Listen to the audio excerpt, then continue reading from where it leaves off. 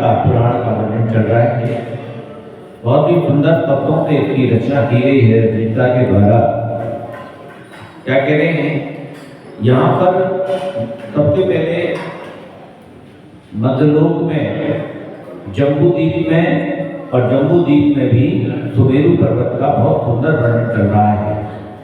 ये दरवाजा बंद कर दो बाहर का, लकड़ी वाला हवा आ रही ठंडी नहीं। एक्चुअली हमारे बहुत सारे भाई ऐसे हैं ना जो खाली धोती दुपट्टे पहन खड़े, तो उनकी चिंता रहती है। तीर्थंकर के स्नान का कारण है, क्या कारण है? सुमेरु पर्वत। उस पर सदा नित्य गीत होते रहते हैं, सुर असुर सबके लिए दर्शनीय है। वो अत्यंत सुंदर है, मनोहर है, सुंदर आकार वाला है, सब में बड़ा है, सब लोग उसकी आराधना करते हैं और अनेक कौतुकों से भरा हुआ है। जिस प्रकार सब इंद्रों में सौधर्म इंद्र तो वाहन होता है, इसी प्रकार सब पर्वतों में सुदर्शन नाम श्रेष्ठ पर्वत तो वाहन है। उसी मेरु पर्वत की दक्षिण दिशा में भरत नाम का क्षेत्र है, जो कि धर्म की खान है और 6 खंड होते शोभामान है। जैसा कि कल बताया था, 6 खंड जिसमें 5 नरेश खंड और 1 आर्य खंड। मेन धर्म क्षेत्र शुभ कार्यों का स्थान है। 526 कला योजन चौड़ा है। जिस भरत क्षेत्र में अनेक मुनि दीक्षा लेकर मोक्ष प्राप्त करते हैं, उस स्वर्ग के सुख के कारण भरत क्षेत्र का वर्णन भला कौन कर सकता है? यदि श्रेष्ठतम भूमि बताई गई तो भरत क्षेत्र भी बताई गई। यहाँ पर कि वहाँ नर मनुष्य उत्तम गति में जन्म लेकर और स्वर्ग मोक्ष के सुख को प्राप्त करता है, जिन्हें सब स्वर्ग नमस्कार करता है। और तीनों लोग जिनकी सेवा करते हैं, ऐसे लोग अलोक सबको जानने वाले तीर्थंकर के भरत क्षेत्र में उत्पन्न होते हैं। केवल मोक्ष प्राप्त करने के लिए देव लोग भी उस भरत क्षेत्र के उत्तम कुलों में उत्पन्न होने की इच्छा करते हैं। देवता भी तरसते हैं ऐसे कुलों में जन्म लेने के लिए, जहाँ से मुनि दीक्षा धारण करके वो भव्य जीव मोक्ष को प्राप्त करता है। उस भरत क्षेत्र में सब जीवों को सुख देने वाले मुनि और श्रावकों का धर्म प्रवर्तमान रहता है, जो कि स्वर्ग में भी दुर्लभ है। स्वर्ग में सुख तो बहुत है, कोई रोग नहीं है, किसी तरह का कोई कष्ट नहीं है, लेकिन वहाँ धर्म और मुनियों का सानिध्य प्राप्त नहीं है, तो उसके लिए देवता भी लालायित रहते हैं। तो भरत क्षेत्र में ऊंचे ऊंचे शिखरों वाले दंड और ध्वजा से शोभा में धर्म की खान के समान ऊंचे ऊंचे जिनाले विराजमान हैं। उस भरत क्षेत्र में स्थान स्थान पर निर्वाण भूमियाँ शोभामाएँ हैं, जो कि पवित्र हैं। मुनि लोग इनकी सेवा करते हैं, तो धर्म की खान के समान जान पड़ती है। वहाँ पर धर्म दे देने के लिए अनेक मुनि विहार किया करते हैं, जो कि सज्जनों को अपनी अपनी इच्छा अनुसार फल देने वाले हैं। ऐसे जान पड़ते हैं मानो चलते फिरते कल्पवृक्षी हों। मुनियों को कल्पवृक्ष की संज्ञा दे दी यहाँ पर कि मुनि महाराज के पास कितनी पात्रता होती है कि उनकी सेवा करने मात्र से इच्छानुसार फल प्राप्त होते हैं। वहाँ पर अनेक लोगों को अनेक केवल ज्ञानियों दर्शन होते हैं, जो कि चारों प्रकार के संदेश हैं। चतुर्थ काल में जब भगवान को केवल ज्ञान होता है, तो वहाँ जीवों को दर्शन होते हैं। जीवों के सब तरह के कष्ट दूर करने वाले हैं। वहाँ पर नगर, खाने, सत्संग, गान, द्रोणों, दीप आदि बहुत शोभामान हैं, जो कि सब धर्म के स्थान के समान जान पड़ते हैं। तो भरत क्षेत्र से श्रावक लोग पूजा, दान, तप, व्रत, संयम आदि पालन कर स्वर्ग को प्राप्त करते हैं। भला उस भरत क्षेत्र का वर्णन कैसे किया जा सकता है? उस भरत क्षेत्र से अनेक मुनीश्वर तपस्या का अनुभव जाते हैं, अनेक मुंडात्मक कर्मों का नाश करके मोक्ष हो जाते हैं। ये भरत क्षेत्र कोई साधारण क्षेत्र नहीं है जहाँ पर हम लोग बैठे हैं। ये हमने जाने कितने मोती दान किए होंगे, जाने कितने रतन दान किए होंगे, कितना संयम पाला होगा, कितनी तपस्या की होगी, कितना धर्म किया होगा, तब जाके हमें भरत क्षेत्र में जन्म मिला है। और भरत क्षेत्र में भी आर्यखंड में जन्म मिला, और आर्यखंड में भी उस जगह जन्म मिला जहाँ पर हम जिनालय के पास हमारा निवास है। इससे महान पुण्य का उदय कोई और भी नहीं हो सकता। लेकिन वो कितने दुर्भाग्यशाली होते हैं जो भगवान के जिनालय के आसपास निवास करते हैं, लेकिन प्रमादवश भगवान का अभिषेक करने से वंचित रह जाते हैं। ऐसा सौभाग्य, यानी टिकट तो ले ली काय की फर्स्ट क्लास एसी की, लेकिन सफर काय में कर रहे हैं, जनरल के डब्बे में। यही तो हो गया, एसी फर्स्ट क्लास की टिकट ले ली और स्लीपर में जाके धक्का मुक्की खा के वहाँ पर बैठ कर यात्रा कर रहे हैं। तो भैया एसी तुम्हें सौभाग्य मिला तो भी तुमने लाभ नहीं लिया, तो क्या उसका लाभ है, ऐसा यहाँ पर आचार्य भगवान कह रहे हैं। भला और भरत क्षेत्र का वर्णन कैसे किया जा सकता है जहाँ पर मुनि महाराज आदि स्वर्ग और मोक्ष जाते हैं। वह भरत क्षेत्र ऊपर कहे हुए अनेक धो लेना थोड़ा सा बड़ी दूर है, अनेक आश्चर्य उत्पन्न करने वाली वस्तुओं से सुशोभित है, बहुत ही प्रसन्नता इस वस्तुओं से भरा हुआ है और उसका आकार भी शुभ है। उस भरत क्षेत्र के मध्य भाग में ऊंचा और बड़ा विजया पर्वत शोभामान है, जो कि शुक्ल ध्यान के पुंज के समान जान पड़ता है।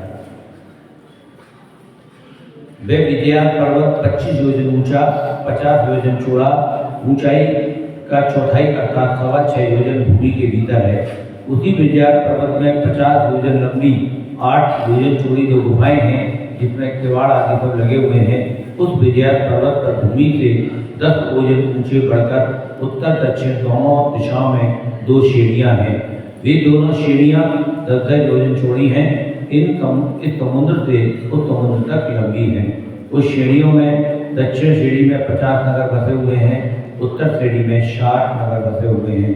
उन नगरों में प्रत्येक नगर से 1-1 करोड़ गांव लगे हुए हैं, जो कि धन धान्य आदि से भरपूर है। जो ना कभी उत्पन्न होते हैं ना नष्ट होते हैं।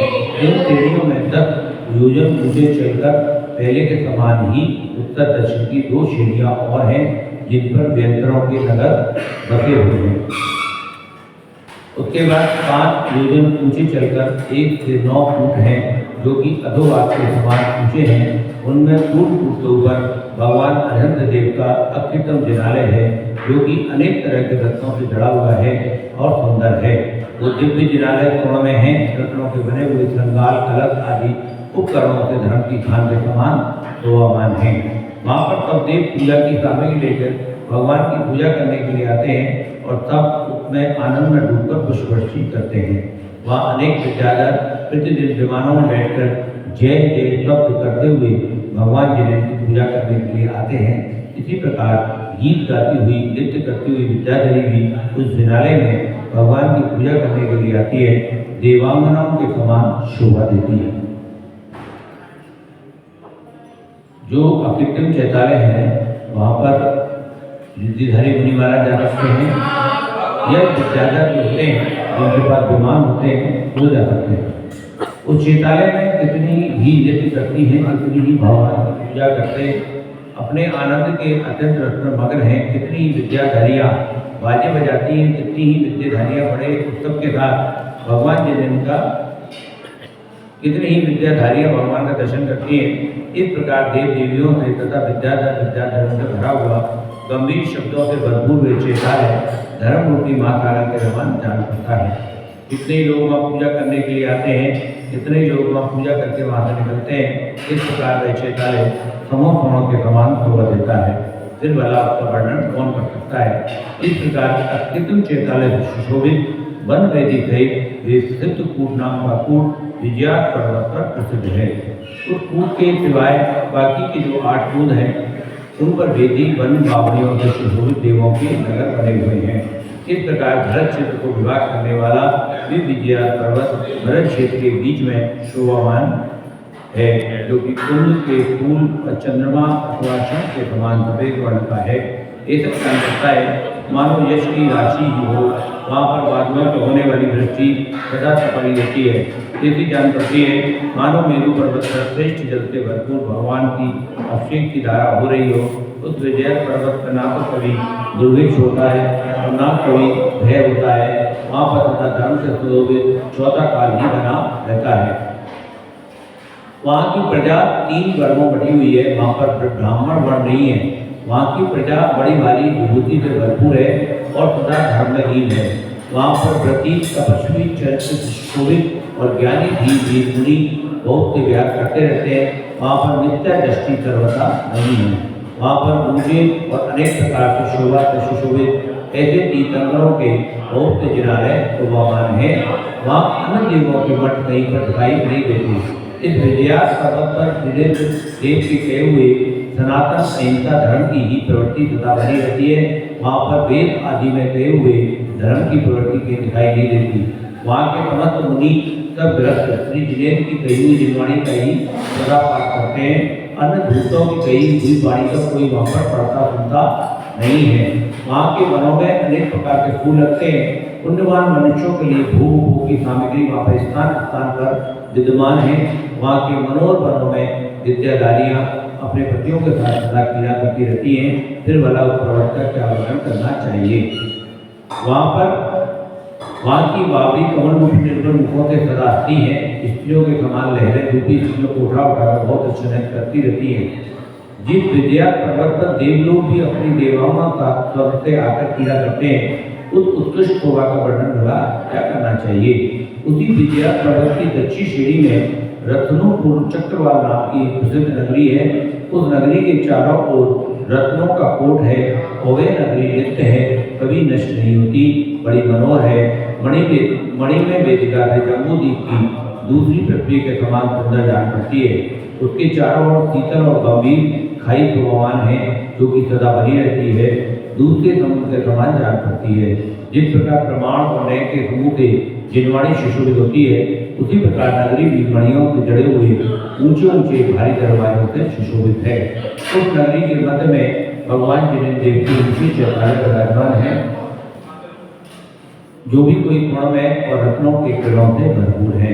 ऐसे जिन मंदिर बहुत ही ऊंचे हैं, धूप गंध से भरपूर है, पुष्प वृष्टि से अत्यंत दुर्गम हो रहे हैं और गीत बड़े तुरई आदि बाजों के साथ शब्द से शब्दायमान हो रहे हैं।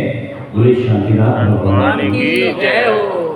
ये शांतिनाथ भगवान का यहाँ पर वर्णन आएगा। इस नगरी में भगवान का जन्म होगा और आगे हम कल इसको विस्तार से पढ़ेंगे। बोले शांतिनाथ भगवान की जय हो। या वाणी के ज्ञान से